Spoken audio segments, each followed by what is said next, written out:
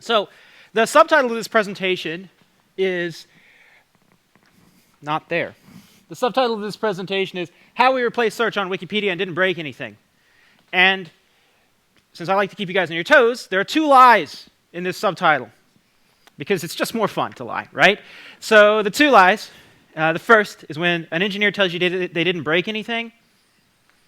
No. No, not at all. I broke plenty, but we broke plenty, rather. It was a group effort. Anyway, the other part is in the Wikipedia. So, let's see, this is Windows. So, we said we replaced search on Wikipedia, but that's a lie. I mean, we did that, but we also replaced it on Wiktionary, and on Wikidata, and on Commons, and Wikiquote. So, there's lots and lots of different wikis, right? There are 888 or something, if my notes don't lie, right? There's some file we cat and word count it, right? But that's in about 265 languages. And I could go on and talk to you about how we don't speak all those languages and how we rely on Lucene for language support. I could tell you about all the awesome features that we used. But that would be an unconscionable waste, because I did exactly that when I was talking at this presentation, which you can go watch, and you'll get the blog post link, so you'll be able to go look up the other presentation, or you could just internet stalk me or whatever, and you can find this presentation. It was a double, right? I had my friend Chad, who worked on the project with me, there. Now, let's see. So I've lost my place. Uh-oh. So yeah. I was going to tell you about why we chose Elasticsearch, but I don't have time for that. I gave this presentation last night, and I went way over, and so I'm cutting things out. But well, I'm going to tell you about half of why we chose Elasticsearch. The part of the reason was the community. This was our old product, or our old search. It didn't have any community. It relied on this, which is undocumented and impossible to install. But I'll skip to the part that's sort of more interesting. We really, really liked Elasticsearch because of automatic shard allocation. And we probably liked that more than, we were more excited by it than we really deserved to be, because with the old search system, we had forgotten how to move shards from node to node, right? The documentation was gone. So figuring out how to do it would have been an exercise in digital archaeology, which sounds really fun, but it isn't. Right? And we would totally have brought down search, right? I mean, that thing, just like restarting a node would bring search down for 15, 20 minutes, so we were really quite worried that we would have broken it if we tried to move things around. I also would have told you that we loved the Analyze and Cat APIs, and they're great, and they are great, but I don't really have time to talk about them, so skip. Then there's the other big thing that we jumped on and liked about Elasticsearch was the API for creating the mappings. So at the time when we were working with, we started working with Solr. And Solr, the only way to create the mappings at the time was to copy a file onto disk in some place. And that was just sort of painful. And it just wasn't the way the application wanted to work. So the mapping API that Elasticsearch has was way better. And I know that Solr has gotten better at this. So this is not really a fair thing. On the other hand, this link doesn't work. Skip it. But pretend this link is documentation for a link for an API in Solr. So it turns out that there's an API was an API in Solr, and I think it still exists, where you can do an HTTP GET to delete an index. And I, found this API, and I was like, oh, that's really cute. And I copied it and pasted it over IRC to my friend Chad, who, in that other conference, was standing right there. And he had this great suit. Anyway, so he moused over the link, and his IRC client was like, oh, let me give him a preview of that link. And it nuked his development index, and I felt like a really awesome troll for the day. And we walked away. We were done. No more Solr for us, right? So let me go back to the point of this talk, right? The point of this talk is about how we didn't break anything. See, I lied again, right? We only broke a little bit of stuff. and how we did that. Right? This is an Elasticsearch track, so I'll talk a lot about Elasticsearch as well. And I just did talk a little bit about it, right? So you're getting your money's worth. But yeah, I want to talk a little bit about how we didn't bring search down for forever and didn't screw too many people, didn't break their workflows, things like that. So the first step, and I don't have a beautiful picture to show you for this one, is that we made the decision not to fork Elasticsearch. We actually, as I'll get to later, we submitted a lot of patches to Elasticsearch. We found a lot of things.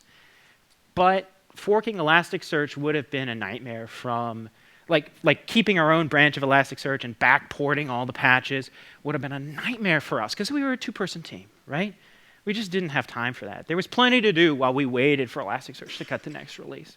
And even then, I have never sent a patch to Elasticsearch, maybe a documentation patch, but every patch that I've sent that isn't documentation, they've said, do it this way, rename this, make this more consistent, or, oh God, what are you doing? That's totally not the right way to do that.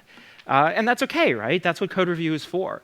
But if I had just merged that into my local branch, I would have diverged quite a bit from the Elasticsearch release, and that would have been really painful.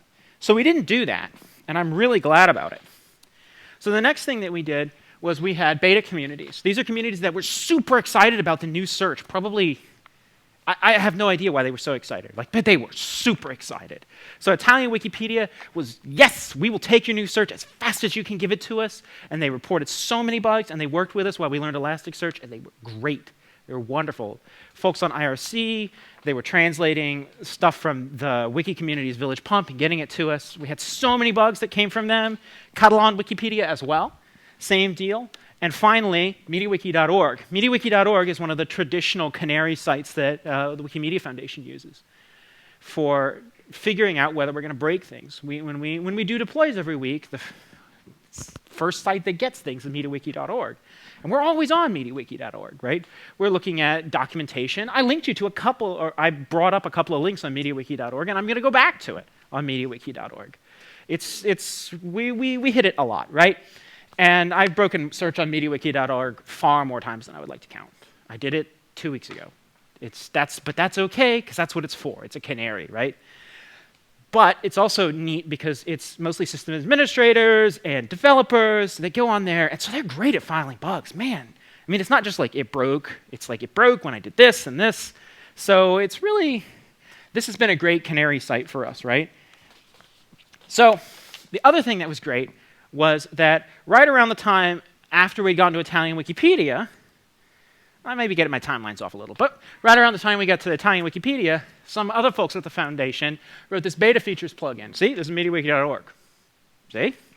And I did a search on MediaWiki.org to get here, so I'd have known had I broken search. Anyway, so this beta features thing lets users opt in to a certain thing, right? To a certain feature.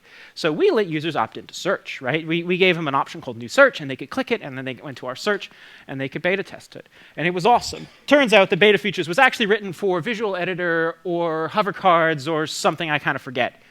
So the thing is, beta features are really only useful for people that log in to Wikipedia. And most folks that log into Wikipedia are editors. Not all editors log into Wikipedia. Some just contribute as IP addresses, as anons, right? But others log into Wikipedia, and they can set up their beta features, right? So to define my terms a bit, editors are people that edit Wikipedia. If you've just viewed it, you're a reader. That's what we call you. It's okay. Readers are good. We like them. Editors are good because they contribute. And this is kind of a silly term, wikinome. It's probably not the correct term, but I've heard it bandied about. If it's kind of hard to read, but that upside down exclamation point up there says, this page contains humorous material and should not be taken seriously. But I'm going to use it anyway in this presentation because there really are people that go in, and what these guys do is they go and make some minor change, right? So there are templates that have to include a date. And if a user doesn't fill in the date, well, someone might go fill it in for them. Or if a link is a reference, but it's to a website, well, we don't like reference links to websites. We like reference links to Internet Archive, right? So that if the site gets obliterated or someone takes it down or whatever, we want the thing to live, right? We don't want dead links and references. Or maybe if a reference is a dead link, they'll mark it as a dead link. My God, right? These are great things. They're great for the health of this information source, right? Well, my favorite Wikinomes are people that do searches for spell checks. Partially, they're my favorite because a couple of them were beta testers and they jumped on me because I broke a lot of their things, right? So it turns out that these people who do searches for spelling corrections are really, really interested in, or rather, they're really, really sensitive to stemming. You know what stemming is? Anyone not know what stemming is? Okay. All right. Stemming is when you take the grammar out of a word. So if I wanted to search for Wikinomes, well, that should find Wikinome as well, right, without the S in the end. And it gets more complicated. It gets a lot more complicated in Russian, right, or in Polish or some of these languages which are heavily declined, right? Anyway, so these Wikinomes, they want to find just the word, right, just the word that they're looking for. So they're also really sensitive to something called transclusions. And let me define that. So that's unreadable. That's unreadable too, but it's better. So Wikipedia and wikis in general, certainly media wikis are made up of wiki pages, which include templates, which can include templates, which can include templates, which can include templates, which can include templates, some of which are written in Lua, right? Because the old templates were actually like Turing complete, except it was really, really slow, and so someone said, wow, you're writing all this hard code in these templates. These are horrible hacks. Let's just give you a language that you can write your code in, and Lua is nice and sandboxed, and whatever, right? That doesn't matter. Let's move on from that. But what matters is that these pages include templates. And sometimes people want to search on Wikitext, and sometimes people want to search on the actual output of the page. And these curly brackets mean invoke a template and stuff like that, right? Let me move on. This is, by the way, the template source for linking to a YouTube video. I have no idea. Like, I haven't read it. Oh, God! So, I was gonna, yeah, let's skip that, right? All right, so we had these beta users, right? We had these beta wikis, right? Well, that's useless if you don't actually learn what they want, right? If you don't listen to them, right? So I told you they filed bugs, right? So I'll give you an example. One person filed a bug. They said, I need to search in the wiki text of the document, right? That's that template stuff that I showed you. Well, so the reason we did this search project, right? The search project had three requirements. Search search the rendered text of the page for regular users. Keep the index up to date in a real-time way. And real-time was not well-defined, but that's okay. And 3 was nobody can hate you. Those are the 3 requirements, right? Which is pretty normal, I guess. Anyway, so this is the rendered text of the page, right? If we take out, the pretty pictures and the tables that are over here and the links and things, that's the rendered text of the page, right? So that's what most people want to search. Well, some folks want to search the wiki text of the page. Remember my spelling correction people? They care about misspellings in the wiki text because that's what they have to edit. That's what they have to fix, right? They don't care about the rendered text. I mean, they do. That's ultimately why they're doing it, right? But that's not what they need to find. So when we deployed to MediaWiki.org, someone said, I need to search on the wiki text. And we said, OK, that's absolutely true. So we ended up having to render. So we ended up making this in-source operator, which you can't read. But let's try zooming in a slightly less hideous way. So we made this in-source operator that would search in the source, see how the highlighted portions are actually wiki text. And when you compare that to searching in the page, this is actually the rendered text. So to do that, though, you have to actually index both parts. So this is the giant JSON blob that we store for that Barack Obama page. And you'll have to believe me, because I'm not going to zoom in because it'll break everything, but you'll have to believe me that that's the text of the page. And that's the source text of the page. So they're both available. And for those of you playing along that aren't in this room, you can follow that link and find and search for quote text and quote source text and find it. And if you have a nice browser that renders JSON nicely, then it won't be a giant wall of text. It'll be 2 giant walls of text. So, turns out that that's not what the person who filed that bug wanted. Turns out, when we did that, when we gave him the operator and deployed it, they said, well, that's not right. So, I wanted to find this page, manual WG namespace aliases. When I search for namespace aliases, and it's hard for me to see, so I'm sure it's hard for you to see, but they were searching for namespace aliases like camel case, right? Lowercase n, capital A for namespace aliases. But that's not what the page is, right? The page is WG capital namespace aliases. And that WG is in there, right? And a normal search is just going to go, the WG namespace aliases. That's a word. So we had to make search work on Pascal case, camel case, snake case, and constant case.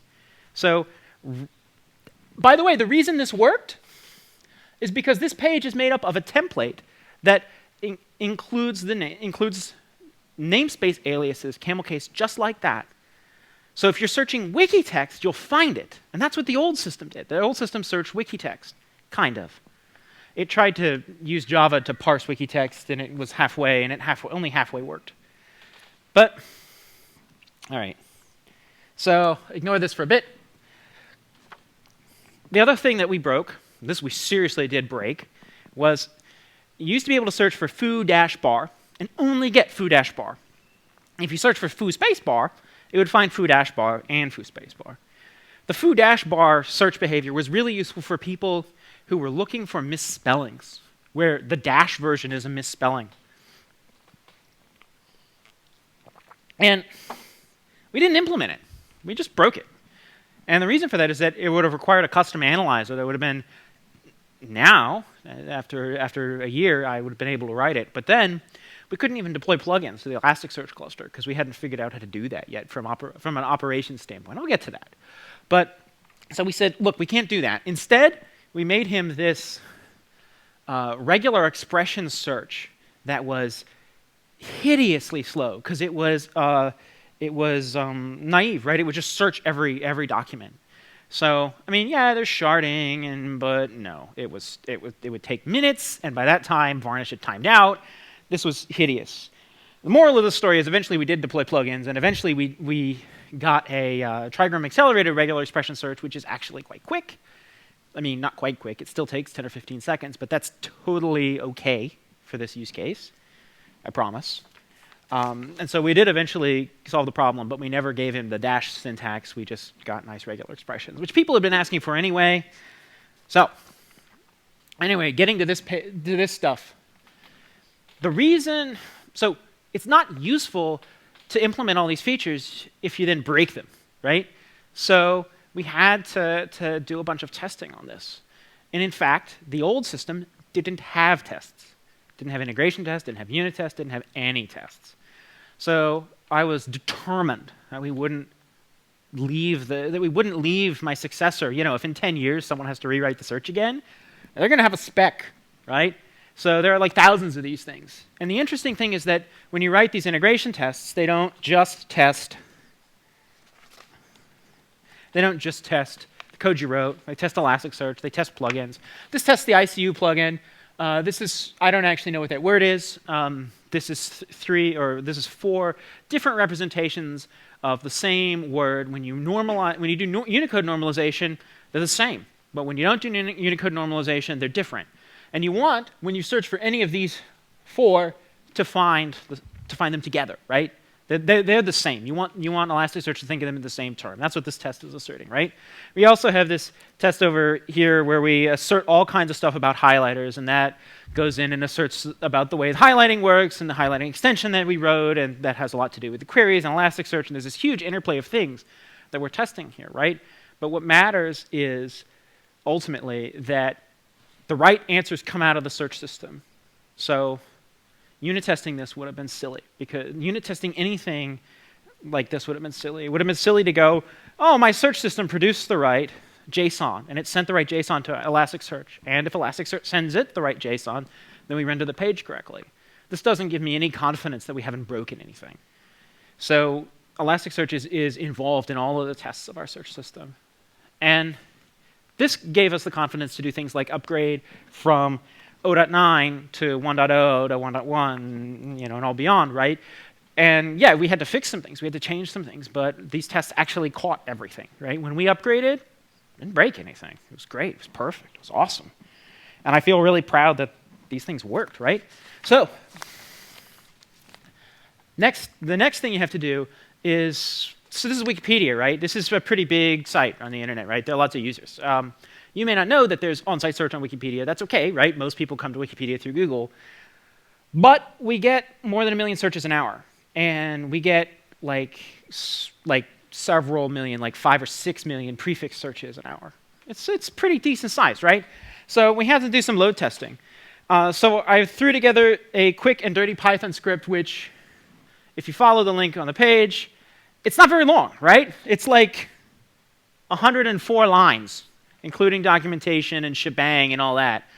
And it's probably wrong, but we used it anyway to try to test this. So we were playing the old searches logs, right? And we wanted to, we had sampling, so we would do things like, replay 5% of English Wikipedia's searches against the new search index, and it would work.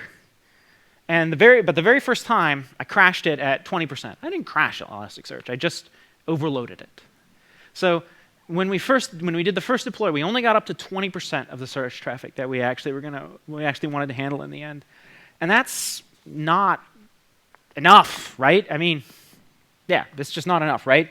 So we had to break out the tools to figure out what was slow, right? So Elasticsearch comes with this hot threads API, which is documented in this link. These are all links, by the way, in the blog post. I'm not just bringing up random web pages. Anyway, the hot threads API is great, but it has this tendency to measure which threads are hot, and then those threads then it gets the stack traces that are going on in those, like the hot threads, like the 3 or 4 hot threads. Well, that's great, except if those threads are hot during the measurement time, and then they're not hot during the stack trace collection time. And when you have high query load as opposed to high indexing load, this is very common, that the threads that you get in the hot threads are actually not hot anymore by the time you look at them. So the only thing you can do is actually hit Elasticsearch with JStack, or it does the same thing as when you sig quit a Java application. So when you sig quit a Java application on standard out, it just spits out all of the stack trace, right? It spits out all the 100 threads that Elasticsearch has running at the time. And, well, we don't want it on standard out, right? So we hit it with this thing called JStack, which spits it out to the standard out of JStack, the command. And so then we pipe that, pitch it in a file.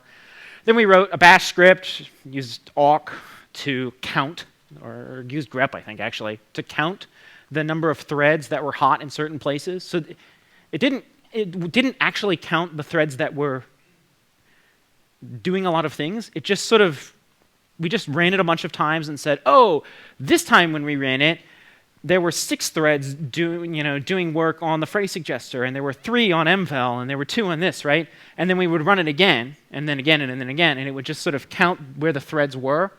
And then the threads that were spending the most time in these various places were probably the slow places, right? And there, the JVM has safe points and all this other stuff, so that's it's complicated, right, how that works. But for the most part, we figured out that we had some issues. One with mvel, so we filed this issue, and it turns out that we could fix that on our own. It was 1 line change plus some comments, and that made the script scoring like an order of magnitude faster. Thanks, mvel. Then we had some other changes. We had another change which we fixed upstream, which we upstreamed into Elasticsearch, some speedups for the phrase suggester. Right? We found these out by doing what I said, by doing the bash script, by grepping and finding where we were spending lots of time. And some things we had to do on both sides. So we had to implement multiple rescores in Elasticsearch. Then we had to use them in our extension. Right? So for those, we waited after we implemented an Elasticsearch like a month or two before it came out. Anyway, the other interesting thing about this is that we did this load testing in production because we're a nonprofit. We really can't afford to have 2 huge clusters to do the load testing with. So it was just very careful to not crash it while the beta testers were on there, and I'm pretty sure I accomplished that. But, I mean, that's what you get when you don't have that much money. I mean, we're not that poor, but still. Fix that, please.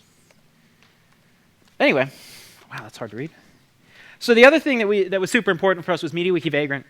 MediaWiki Vagrant, Vagrant is a system that sets up a VirtualBox VM and then runs Puppet against it. That's not about all that's sort of interesting there. That's basically what it does. And the Puppet stuff that we made, so the whole setup together we made, MediaWiki Vagrant, its job is to set up a virtual machine that is very much like our production cluster. It's like if you scaled down the production cluster and only ran it on one machine. So it can do things like host multiple wikis. In fact, when you set this up for us, for testing search, right, you add the little thing, you say, yes, I want to test search. You tick a box. You run a command that ticks a box for you, basically. It will download the Ubuntu VM, spin it up, clone the code, set up Apache, install MySQL, install Redis, install Elasticsearch, install some extra Elasticsearch plugins, create a couple of wikis, and index them.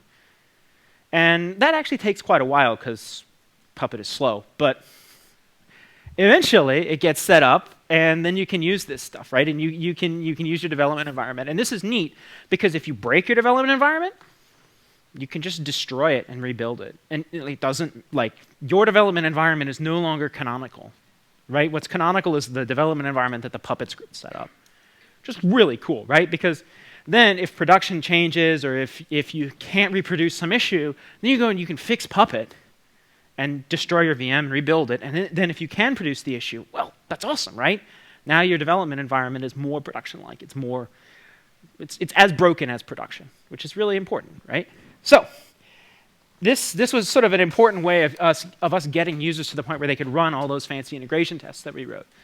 No performance testing because, well, you can't performance test it in Vagrant.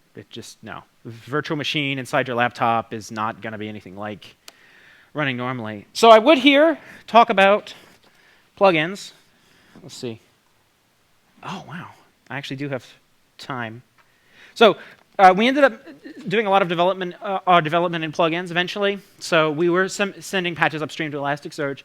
At some point, we started doing a lot of plugin development inside.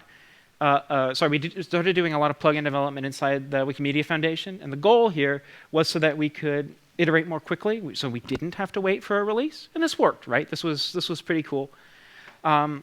We ultimately wrote a new highlighter because all the ones in Lucene don't work. That's why there are 3 of them, because no one of them works. We wrote this grab bag, which contains a bunch of backports. So, I said we didn't backport a lot of stuff from Elasticsearch. Again, I like to keep you on your toes. We did, right? We backported a few things from Elasticsearch, and we did it in plugins. But it was pretty rare. We had to be pretty careful with it, right? And we also added things like that's where the trigram accelerated regex search is, things like that. And then we made this Swift repository, which is where you would do snapshots.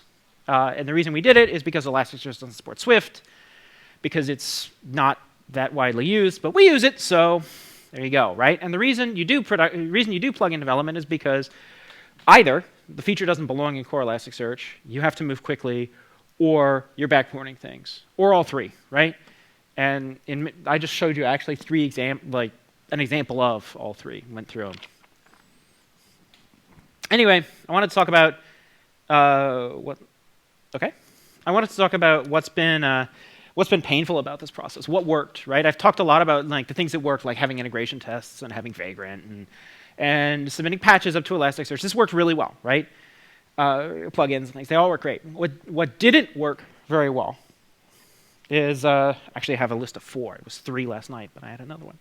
So rolling restarts in Elasticsearch until 1.6, they're hideous.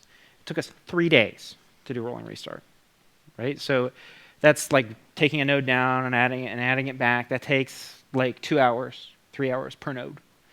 And if you're willing to script it or willing to have someone watch it around the clock, then you can get it done in less than 3 days.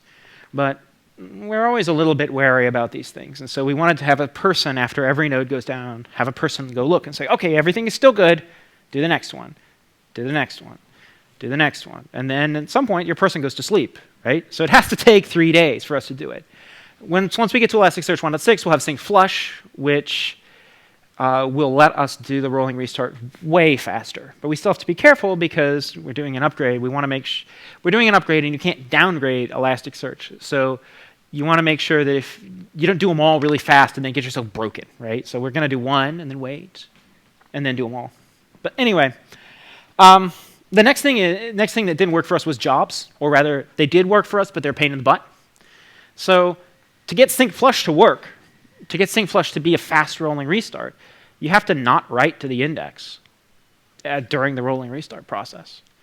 So to do that, you have to queue up all of your writes. And in fact, we already had this because I am so paranoid about bringing down Wikipedia that we started pushing all of the work that we do, all the times when we talk to Elasticsearch, unless it's in a search, we do it asynchronously. We don't even do it after we flush the request. This is PHP, by the way, so we don't have threads, right? We push the things to a job queue, and then we pick them back up on another system.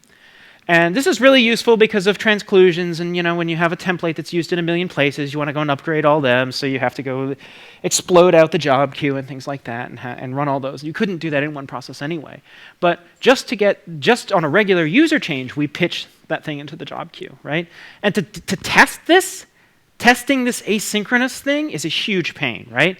And I told you, right, I'm really passionate about making sure that we have integration tests that actually work, right, and prove things. And it's just so brittle to add things to the index and then wait for things to go through the job queue, and the job queue sort of would break on us and they'd change something, and it's just So anyway, the other thing is that some bugs in Elasticsearch can bring down all the nodes, or can bring down lots of nodes. There are ways to send poison queries to Elasticsearch. I won't tell you what they are intentionally, but certain wildcard queries basically can do it, right? And you can consume tons of memory, and that will knock out every shard that got the node or that got the query. And English Wikipedia is sharded 7 ways. We have 31 servers, so 31 minus 7 is oh shit. And I get paged. It's the middle of the night. This is unhappy, right? This is bad, right? And I don't actually know the answer to this. I don't know the solution, other than don't let the wildcard queries consume that much RAM. But that's the obvious solution. That's not the answer, right? The answer is in some way to prevent yourself from making these mistakes. You don't want to paint yourself into a corner, right? And finally, installing plugins didn't work for us. And the reason for that is that our nodes in production don't have access to the internet. So the bin plugin script doesn't work. By the way, your nodes in production shouldn't have access to the internet either. That's how you become an IRC bot and an open proxy and malware server. Don't do that, right? This is bad, right? So everyone has to negotiate with their operations team, their DevOps team, whatever you call them. They have to negotiate a way to install plugins, right? You've probably already negotiated a way to install Debian packages or RPM packages or whatever it is that you do to get Elasticsearch installed. But plugins don't come that way. They come another way. So you have to figure out how to get those installed, and that's a different way from how we deploy everything else at the foundation. So we had to negotiate and get the right things and get them to install things and get the appropriate permissions. And this is, I think, a pain point that many people are going to suffer, because that's the way operations engineers are. They're paranoid, and they should be paranoid. That's their job. But it's difficult, right? So I wanted to wrap up. I've taken you on a presentation journey, and I want to wrap up with the things to which we owe our modest success. And by the way, I actually think that we really did succeed with this project, even though we did break a few things. And I think we succeeded because we replaced search live on a huge website and didn't bring it down, right? And no one hates us. No one hates me, right? You'd think that this is the internet, right? If I had broken something, there'd be hordes of people after me, but no. So yeah, we were successful, right? And we owe that success to the beta testers, right? They quickly pointed out problems. And they worked with us, right? We owe it to the phased rollout approach that we did, and I kind of skipped over that, right? We went wiki when we did this rollout. We were intentionally quite slow, right? We owe it to these canary deployments to MediaWiki.org and to all the people that use it. We owe it to lots of integration testing. We owe it to load testing. We owe it to Vagrant for helping us build production-like environments and to actually having the willpower to set this up. When I started the foundation, MediaWiki Vagrant didn't exist, right? And that's been built in the meantime. We owe it to the plugin infrastructure and to the Elasticsearch folks, or the Elastic, I guess they're called now, folks, who built the thing and helped work with us and reviewed the patches, and to the folks that helped us land patches in Lucene and things like that. Without that, we wouldn't have been able to do it, right?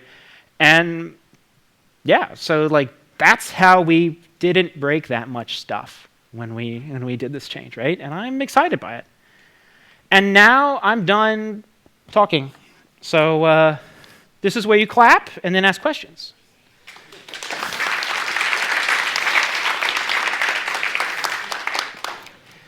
So yeah, if you have questions, go ahead. Yes? You talked about testing anything break stuff, more like features. Did you test that people with the old system found things that could still find in the new system, and that was how do you do that? So yeah, this the information retrieval question, and we did it with the beta systems. We did it with the beta testers, and for the most, so that's like touchy-feely stuff, right? For the most part, they said yes, it is at least as good or better in all cases, but that's not enough, right? That's so sort of the two sides of it, right? And we did one side and we didn't do the other. And we're starting on the other. So the first side is that we went and got a number of canonical test cases. We created a bunch of test documents and did searches and made sure that they appeared in the order that we expected them to appear in. And that works. We have integration tests for it. They don't fail. That's great. And that's nice. But that's not really good enough, right? But that's what we did, and I'm sticking to it, right? What we didn't do is we didn't instrument how good a job we were doing, because that's an incredibly complex problem. How, like, just doing the search, right, and figuring out whether the user liked that search without asking them, right? Because nobody's going to fill that in, or the people that will fill that in are totally going to skew our documents, right? They're totally going to skew the reports. So you have to do it without the user doing it, right? And so for a long time, we weren't willing to do that. We weren't willing to essentially spy on the users, right?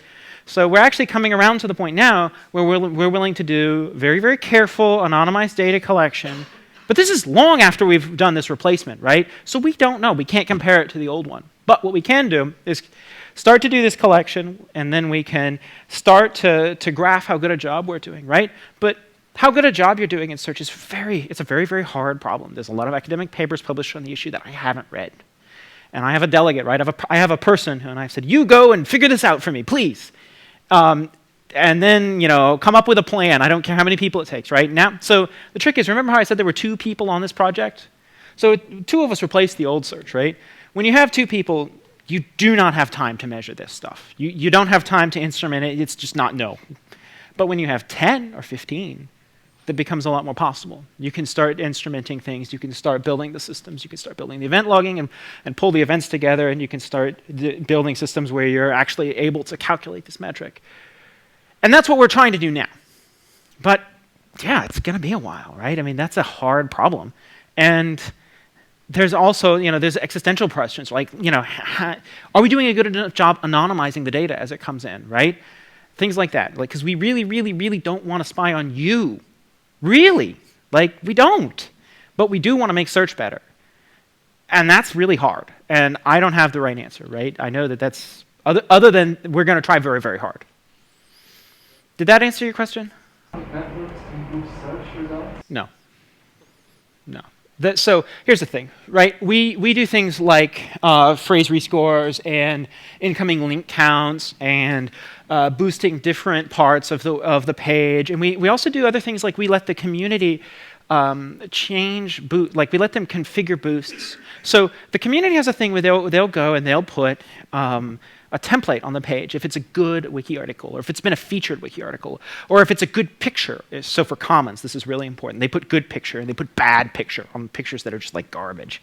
And by garbage, I mean like low resolution and not like distasteful. Anyway, So we give the community the power to configure how these templates boost the search results.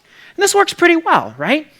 But going much beyond that, doing anything fancy like topic analysis or semantic networks, or even just changing the relative weight of the title to the text, you need to do his instrumentation first, because you have no clue whether you've made it better or not, right? Unless you can instrument how good a job you're doing, implementing, semantic analysis, topic modeling, maybe it's fun, but it could be a huge waste of time. It could be a huge waste of CPU resources. You have to check, right? You don't know, right? And you certainly don't know how to tune the parameters in the various ranking algorithms that you have, unless you're measuring how good a job you're doing, right? You can do it and then look and go, oh, well, it looks better, which is mostly what I've done. And I admit that that's like kind of not a good way to do it. So yeah, so the trick is anytime we go beyond what's built into Lucene or Elasticsearch, anytime where we want to go and develop something interesting and new, we got to make sure that it's useful, right? So, we may end up doing things like prototyping it and then playing the searches against it and seeing whether the results are better, but we'd have to use the kind of thing where we said, oh, this user now is clicking on number 2, right? Remember the Facebook guy, right? He was standing where I am this morning. And they've started to they have this data, right?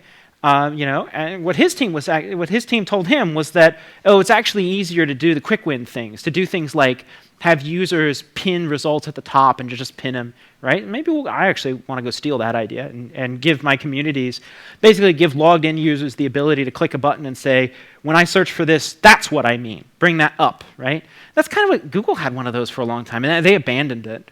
So who knows, right? I mean, everyone's sort of playing catch up to the big guys that have thousands of people working on this problem when we have 2 or 4. And so you have to, but at least the advantage we have is that we're going to open source everything, right? Everything we do is open source. I'm not going to go bring up all the links, but there are links where you can look at the mapping configuration that we use. You can look at the analysis configuration. You can look at the parameters. I showed you the link where you can look at the source document that we have for every article. You just append !action equals Cirrus dump to any article you want, and it'll spit out what we have in Elasticsearch for it. If you do a search, you can append a search URL parameter, and we spit out the search that we sent to Elasticsearch. And if you happen to have Elasticsearch with all of our data, you could send it too. But really, this is useful. This is a useful debugging tool for me, and this is a useful tool for other people to go, well, how did they do that thing? Or why is this thing working the way it is? That's kind of silly, right? We want people to be able to file a bug and go, that's not the right way to interpret my query, dude. So yeah, we can only do that with this thing. Anyway, sorry, that was kind of a rambling response, but I guess rambling is pretty normal for me. I hope it works for you guys. Any other questions? Yes? Are you using Elasticsearch as your primary storage? No, we're using MySQL as our primary storage because the Wikimedia Foundation has used MySQL as its primary storage before it was the Wikimedia Foundation, when it was servers running MediaWiki in Jimmy Wales' basement, right? It's been MySQL, it's been MySQL, it's been MySQL, and will continue to be MySQL until the earth dies a heat death, right? We will be MySQL forevers. We don't have constraints. We don't have foreign keys because they didn't exist when we started. We're that hardcore. And also, once you have a huge database, there's no chance you're going to add them without taking the system offline. And by the way, I'm sure there's stuff in that database that violates those constraints, and we just have to hope that it doesn't matter. Because with 10 years worth of MediaWiki development, who knows what's in there? It's kind of scary. Production is fun. Yeah, so we don't use Elasticsearch as the primary store. There were times when we started using Elasticsearch where we had accidentally nuked things. This was mostly our fault and not Elasticsearch's fault. So we have a very complex repository where we configure the config parameters. And for a while, our extension defaulted to 0 replicas because we wanted it to work properly with people that just downloaded MediaWiki, and it was the only way that you would get the cluster green. Well, that's stupid. Now we default to auto-expand to 3 replicas. That's much better. But that's beside the point. At some point, we screwed up the configuration and went down to 0 replicas on the production cluster, and then we nuked one of the shards to do a disk upgrade or something, and lost it. And that's not Elasticsearch's fault. That's totally our fault. So yeah, that's when I earned this T-shirt, because I brought down Italian Wikipedia for a while, and I think I actually brought it down in the sense that they couldn't edit the pages. Anyway, you're standing up, which means I'm... I thought you might be out of questions. Am I? Excellent. So you can either pick your favorite question, or you can totally palm off the responsibility on me and we go to Geek Trivia. So I like the IR question because it's the hard one that we haven't solved yet. And so, yeah, you get your nice thing. By the way, the answers to your question aren't in this book, unfortunately. It's a really hard question, and I would love for there to be open source stuff around this, and we're going to work on it. Congratulations. Everybody, let's give Nick another round of applause. Hooray!